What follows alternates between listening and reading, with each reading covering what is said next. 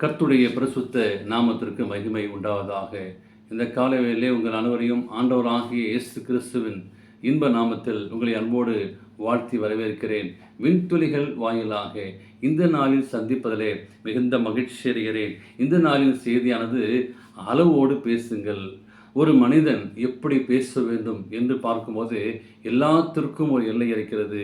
நாம் எப்படி பேச வேண்டும், எங்கு பேச வேண்டும், மேலான இடத்துல எப்படி பேச வேண்டும், பொது இடத்தில் எப்படி பேச வேண்டும், தனிமையாய் பேசும்போது எப்படி வேண்டும், மற்றொரு மத்தியிலே எப்படி பேச வேண்டும் சொல்லி அங்கே இந்த நாளின் செய்தியை நாம் கற்றுக்கொள்ள வேண்டும். ஆனால் இந்த நாளில் பேசுவது மிகவும் எளிதாகிவிட்டது. சிறு பிள்ளையிலிருந்து பெரியவர்கள் வரை, படித்தவர்கள் படிக்கார்கள் என்று பார்க்கும்போது பேச்சு மிகவும் அரிதாகிவிட்டது. பேசிக்கொண்டே இருப்போம். இன்னைக்கு செல்ஃபோனில் பேசுகிறாங்க, பேசிக்கிட்டே இருக்கிறாங்க, என்னத்தை பேசுகிறாங்க தெரியாது. சும்மா தான் ஆரம்பிப்பாங்க, ஆனால் ஒரு 3 மணி நேரம் ஆகிடும்.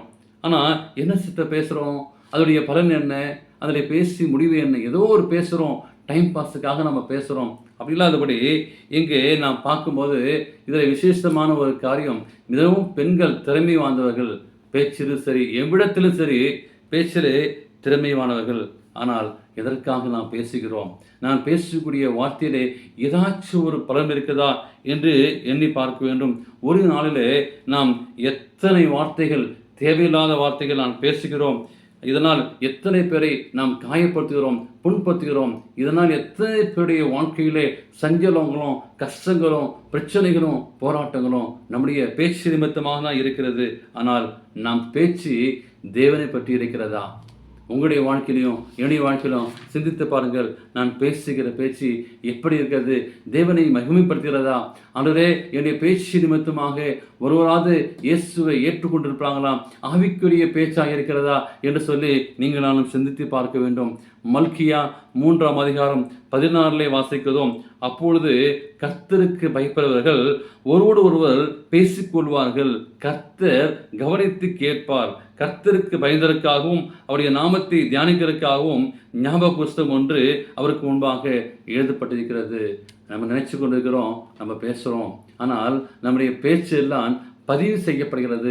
ஞாபக புஸ்தகத்தில் என்ன பேசுகிறோம், எதற்காக பேசுகிறோம், இந்த கருத்துமாக வந்த விளைவு என்பதை நீங்கள் நானும் மறந்துவிடக்கூடாது. சற்று யோசித்து நீங்கள் நானும் பேச வேண்டும். பேசுவதற்கு முன்பாக இந்த பேச்சு மற்றவங்களை புண்படுத்திவிடுமா என்பதை எண்ணி பேச வேண்டும். நம்முடைய பேச்சிலே ஒரு அன்பு இருக்க வேண்டும். நம்முடைய பேச்சிலே தேவனை ஆவாயப்படுத்திக்கிற வேண்டும். அப்படிப்பட்ட ஒரு பேச்சாக இருக்க வேண்டும். பிரயோஜனமில்லாத வார்த்தைகள் நாம் பேசக்கூடாது. பிரயோஜனமில்லாத வார்த்தை நிறைய பேசுவோம். அப்படிப்பட்ட வார்த்தையெல்லாம் பேசக்கூடாது சொல்லி நான் வாசிக்கிறோம். யோபு 15:3 யோபு சொல்றாரு, பிரயோஜனமில்லாத வார்த்தைகளாலும் உபயோகம் இல்லாத வசனங்களாலும் தர்க்கிக்கலாமோ? அப்படியே வார்த்தையில் என்ன தர்க்கம் வந்துடும், என்ன பேச போகிறோம் என்பதை தர்க்கிக்கலாமோ என்று சொல்லி அங்கே யோபு சொல்றாரு. பாருங்க, நீதிமொழிகளை சாலமோன் ஞானி சொல்றாரு, சகல பிரயாசத்தினாலும் பிரயோஜனமும் உண்டு, ஆனால் உதடுகளின் பேச்சோ வறுமையை மாத்திரமே தரும் என்று சொல்லி இங்கே சொல்கிறார். தேவனுக்கு பிரியமான பிள்ளைகளே, இதை கேட்டுக்கொண்டிருப்பீங்க. நிறைய பேர் நம்ம பேசிக்கிட்டே இருப்போம். ஃப்ரெண்ட்ஸ்கிட்ட பேசுவீங்க, சொந்தக்கார்ட்ட பேசுவோம். என்ன பேச்சு பேசுகிறோம்? ஃபோனில் பேசிக்கொண்டே இருப்போம். ஆனால் ஆண்டோட சமூகத்தில் நான் பேசும்போது அவர் நம்மளோடு பேசுவார். நம்முடைய பாவத்தை கொடுத்தும், குற்றங்களை கொடுத்தும், நீதியை கொடுத்தும் உணர்த்துவார். தேவனுக்கு பிரியமான பிள்ளை, கடைசி நாள் இது வரைக்கும் நீங்கள் பேசிக்கொண்டிருப்பீங்க.